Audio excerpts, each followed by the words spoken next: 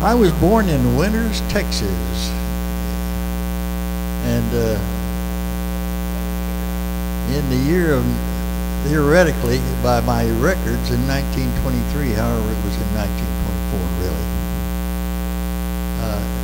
All the records for that whole county that I was born in, Runnels County, was burned in the courthouse in the seat, capital seat, or whatever it is of the county in Texas. And well, by my records, it's 1923, because I never had to be cleared for any level of secrecy or anything until I was in the Navy, and had worked in some places where the information I was gathering was secret, and I had to get cleared for top secret. Well, I didn't have a birth certificate, and had to write to the state of Texas, and they provided me with one, a white on black, and it says I'm born in 1923. So rather than create a huge mess, I just let it go. So I'll be 92 this February the 10th.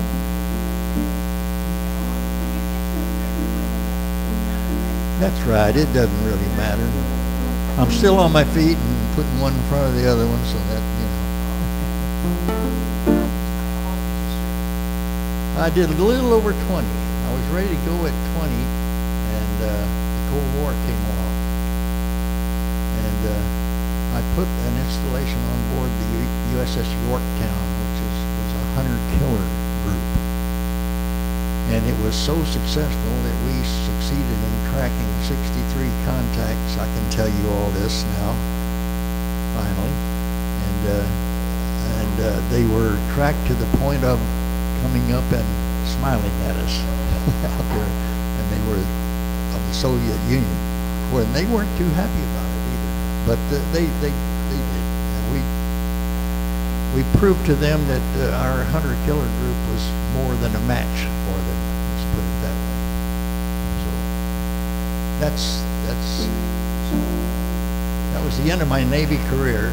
Shortly after that, after the Cold War was over, they let all the sonar people go, and that's when I got out. And I went to work for civil service, making training aids for sonarmen.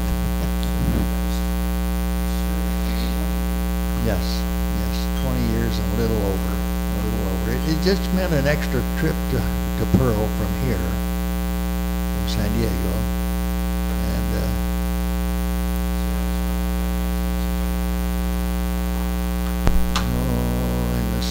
in the early 70s.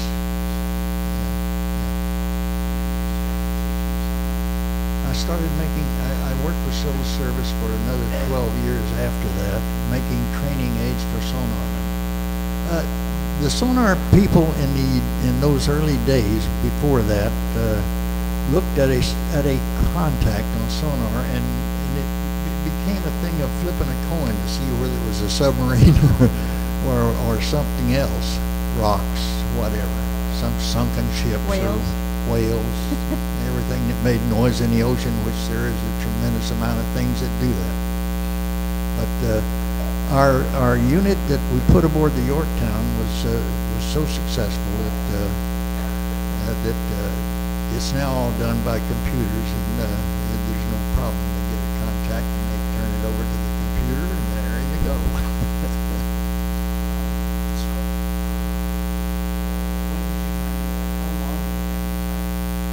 I've been retired since the 70s.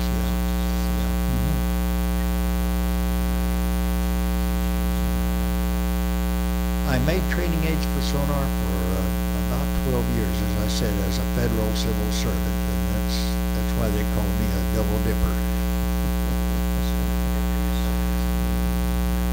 Oh yeah. And I worked right here in San Diego at the ASW school. And, I almost accepted a job at the ASW school. They wanted to make they wanted me to head up a museum of sonar to show, it would show the world the transgression of the sonar art, or job, if you want to call it that.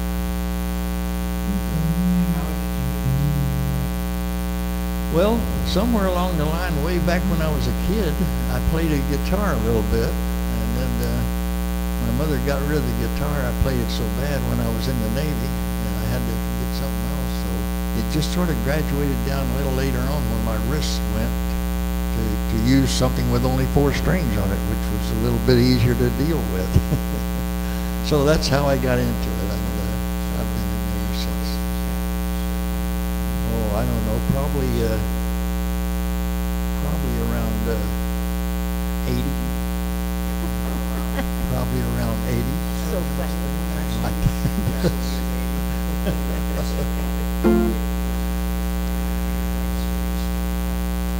I became serious about it at when, Margaret? Over at Valley Music, when the in the open mic series that went on over there. Fairly recently, yeah, not too long ago. Along about the time this guy was first learning to play that monstrous thing he's got there.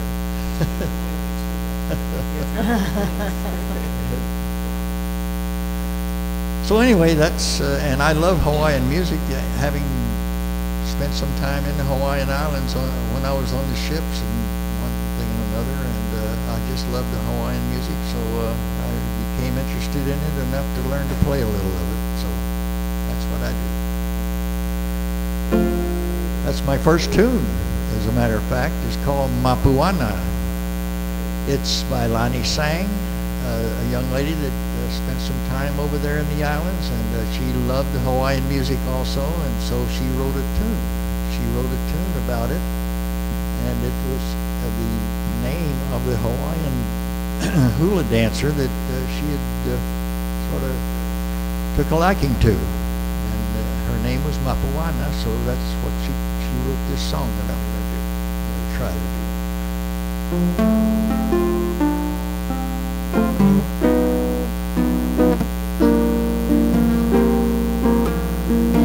Tonight, Mapuana,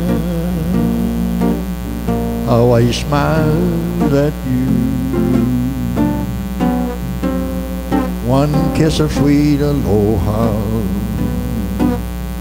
aloha, I love you. I hear the soft wind crying